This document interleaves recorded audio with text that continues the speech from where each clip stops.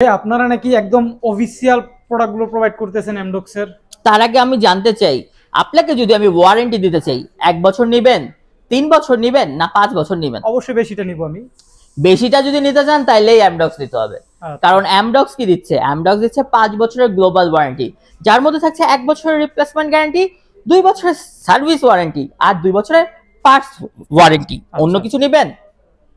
আমার কাছেই আছে আই ফিক্সড, কিন্তু 3 বছর, 3 বছরের 3 বছরের ওয়ারেন্টি। আর যদি এমডক্স নিতে চাই তাহলে হচ্ছে 5 বছরের। আচ্ছা, এই তো তেমনি আপনি যখন কোনো কিছু নিতে চান, আপনি চুজ করেন 3 বছর বা 5 বছর, পছন্দ আপনার, বাজেট আপনার, কিন্তু 3 বছর বলে কি জিনিসটা খারাপ হয়ে গেল?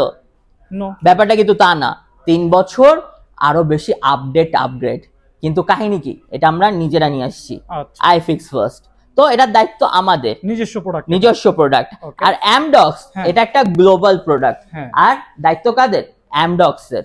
তো এমডক্স যখন দায়িত্ব নেয় 5 বছর, আই ফিক্স ফার্স্ট যখন দায়িত্ব নেয় 5 বছর দিতে চায়, কিন্তু দায়িত্ব নিতে পারে 3 বছর।